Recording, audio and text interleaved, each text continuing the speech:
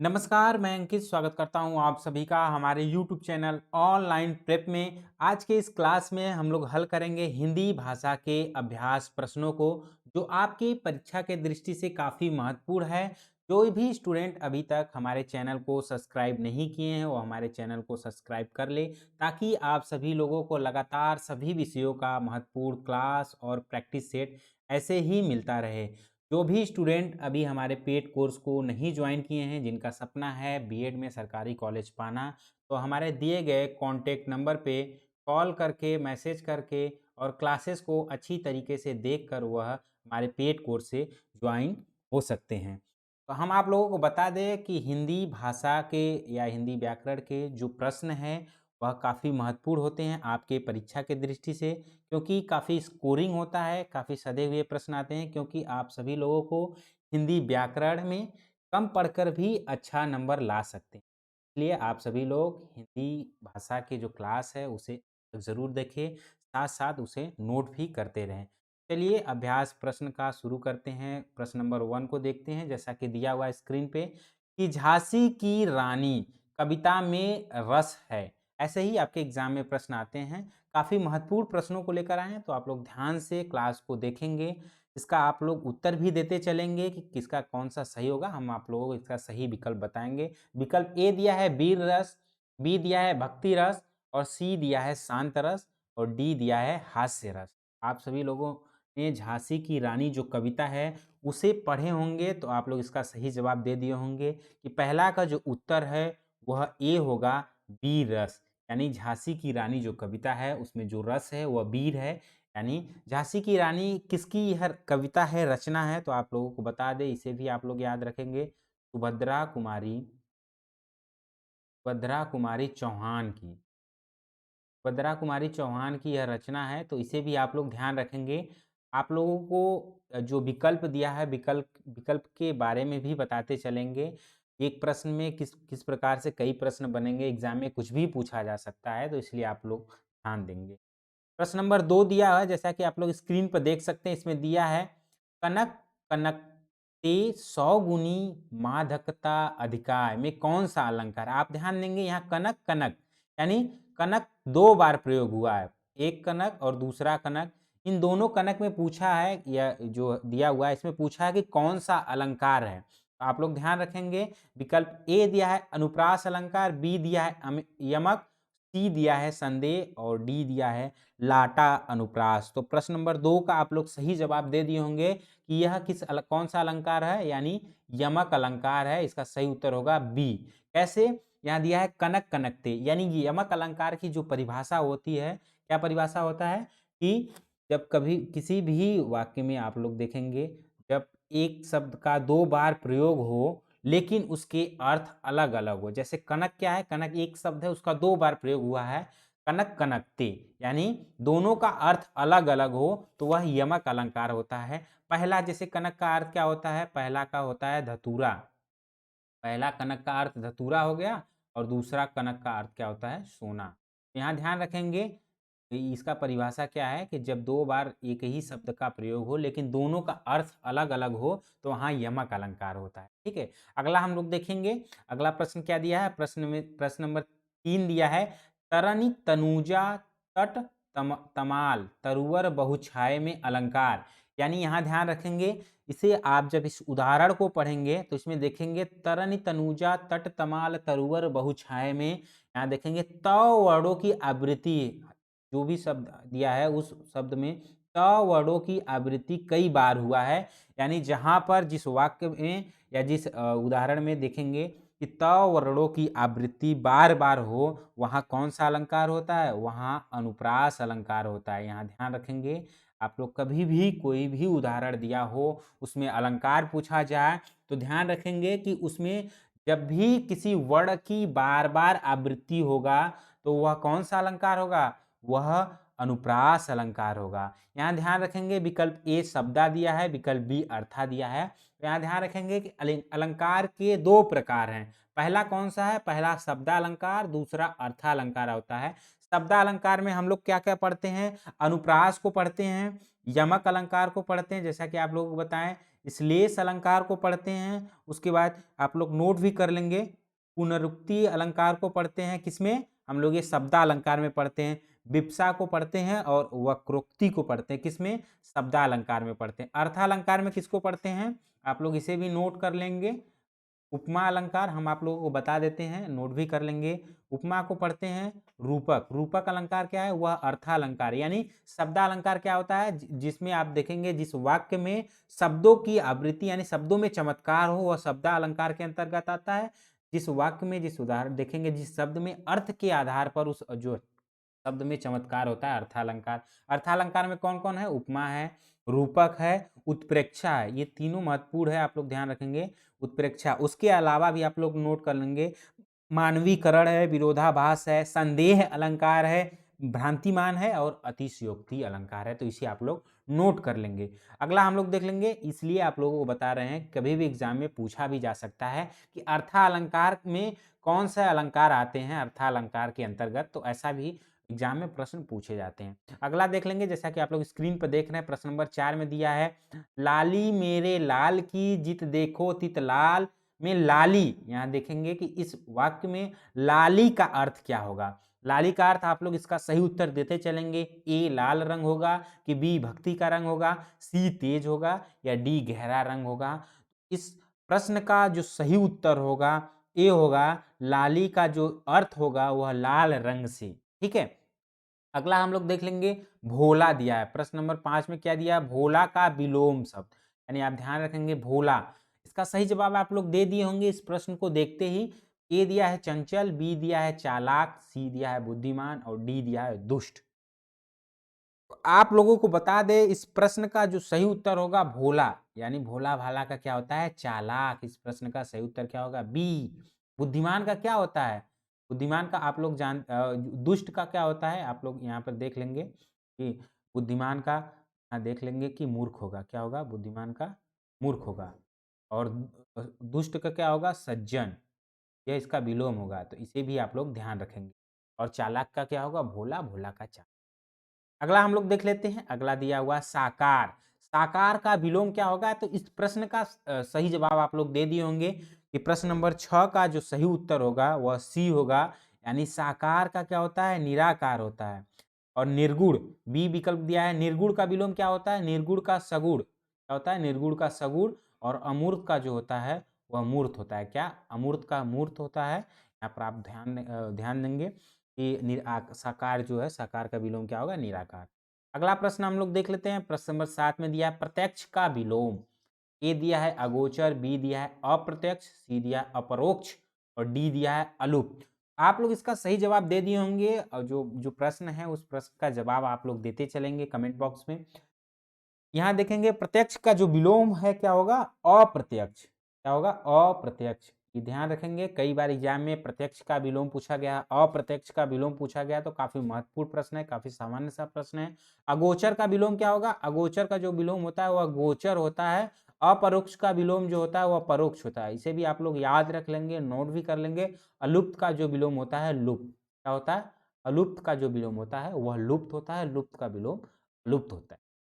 चलते हैं अगले प्रश्न की ओर। अगला प्रश्न देख लेते हैं। इस प्रश्न में क्या पूछा है कि द्विज का पर्यायवाची नहीं है। प्रश्न को बहुत ध्यान से पढ़िए आप लोग, क्योंकि एग्जाम में ऐसे प्रश्न पूछा जाता है कि द्विज का पर्यायवाची नहीं है, लेकिन आप लोग जो नहीं शब्द दिया है उसको नहीं पढ़ते हैं, नहीं देखते हैं, तो प्रश्न को गलत करके चले आते हैं। तो ध्यान से प्रश्न को पढ़िए और उसका सही जवाब दीजिए। द्विज का पर्यायवाची कौन कौन है उसे हम लोग देख लेते हैं। द्विज का पर्यायवाची दांत भी होता है, द्विज माने दो, यानी संख्या का जो दो होता है वो भी होता है। द्विज का अर्थ या द्विज का पर्यायवाची या समानार्थी शब्द कह सकते हैं, वह ब्राह्मण भी होता है। लेकिन प्रश्न में पूछा कौन सा नहीं है, तो इस प्रश्न का सही जवाब क्या होगा, ए होगा। प्रश्न नंबर 8 का सही जवाब ए होगा, केस। केस यानी बाल का। ठीक है, अगला हम लोग प्रश्न देखेंगे। प्रश्न नंबर 9 में पूछा है दिनकर का सर्वाधिक समानार्थी शब्द, यानी सर्वाधिक समानार्थी शब्द, यानी दिनकर के लिए जो सर्वाधिक समानार्थी शब्द प्रयोग किया जाता है वह इस विकल्प में कौन सा सही होगा। तो प्रश्न नंबर 9 का सही उत्तर आप लोग देते चलेंगे। तो प्रश्न नंबर 9 का जो सही उत्तर क्या होगा, डी होगा, प्रभाकर। क्या होगा, प्रभाकर, यानी दिनकर का जो सर्वाधिक समानार्थी शब्द का प्रयोग किया जाता है वह प्रभाकर किया जाता है। ठीक है। अगला हम लोग देखेंगे प्रश्न नंबर 10, जैसा कि आप लोग देख रहे हैं स्क्रीन पे, हिमांशु का सर्वाधिक, ध्यान रखेंगे, हिमांशु का सर्वाधिक समानार्थी शब्द। ध्यान रखेंगे आपके एग्जाम में ऐसे प्रश्न पूछा जाता है तो आप लोगों को बहुत समस्या होती है क्या पूछ रहा है प्रश्न में, लेकिन ध्यान रखेंगे कि पूछा है कि जो शब्द दिया है हिमांशु, उसका सर्वाधिक समानार्थी शब्द का जो प्रयोग किया जाता है वह क्या होगा। विकल्प दिया है शशि, विधु, मृगांक या सुधांशु। तो प्रश्न नंबर 10 का सही उत्तर क्या होगा, डी होगा, सुधांशु। हिमांशु के लिए सबसे ज्यादा समानार्थी यानी जो समान अर्थ देता हो उसे समानार्थी शब्द कहते हैं। सुधांशु, सुधांशु और हिमांशु का जो एक समान मतलब समान अर्थ, दोनों का अर्थ एक समान होता है, इसीलिए इसका समानार्थी शब्द क्या होगा, डी होगा। अगला प्रश्न देखेंगे, प्रश्न नंबर 11 दिया है, वीर पुत्रों को, महत्वपूर्ण प्रश्न है, वीर पुत्रों को जन्म देने वाली है क्या, क्या मतलब कहलाती है। ए वीर प्रसूता, वीरांगना, वीर माता या वीर वधु। तो प्रश्न नंबर 11 का जो सही उत्तर होगा क्या होगा, आप लोग सही जवाब दे दिए होंगे, ए होगा, वीर प्रसूता जो है वीर पुत्रों को जन्म देने वाली वो वीर प्रसूता कहते हैं। ठीक है।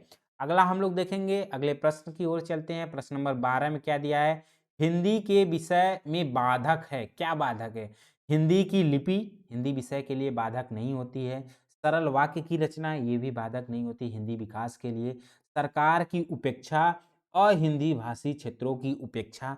इस प्रश्न का सही जवाब होगा सी, यानी सरकार की उपेक्षा जो होती है वह हिंदी भाषा के विकास के लिए बाधक सिद्ध होती है। तो इस प्रश्न का सही उत्तर सी होगा। अगला प्रश्न हम लोग देखते हैं, प्रश्न नंबर 13 स्क्रीन पे दिया हुआ है कि नागरी लिपि, क्या नागरी यानी देवनागरी लिपि की बात कही जा रही है, कौन सी भाषा की लिपि नहीं है, यानी ध्यान रखेंगे कि जो देवनागरी लिपि है वह निम्न में से कौन सी भाषा की लिपि नहीं है। तो संस्कृत भाषा की लिपि है। प्रश्न को ध्यान से पढ़ेंगे, पूछा है नहीं है, यानी बी क्या दिया है, मराठी भाषा। तो प्रश्न नंबर 13 यानी बी मराठी भाषा, ये भी है, और हिंदी भाषा, ये तीनों जो दिया है संस्कृत, मराठी और हिंदी भाषा, यह देवनागरी लिपि की भाषा है। लेकिन गुजराती जो है यह देवनागरी लिपि की भाषा नहीं है। तो इस प्रश्न का सही उत्तर क्या होगा, 13 का सी होगा। अगला प्रश्न हम लोग देख लेते हैं, अगले प्रश्न की ओर चल रहे हैं। प्राथमिक स्तर पर शिक्षा का माध्यम होना चाहिए, यानी प्राथमिक स्तर पे जो शिक्षा दी जाती है उस शिक्षा का माध्यम होना चाहिए, यानी किस भाषा में होनी चाहिए। तो इस प्रश्न का सही जवाब आप लोग दे दिए होंगे कि मातृभाषा में होनी चाहिए। क्या शिक्षा का जो माध्यम स्तर है, या कह सकते हैं शिक्षा का जो माध्यम है, किस पर, किस लेवल पे, यानी प्राथमिक लेवल पे, प्राथमिक स्तर पे वह हमेशा मातृभाषा में होनी चाहिए। तो इस प्रश्न का सही जवाब डी होगा।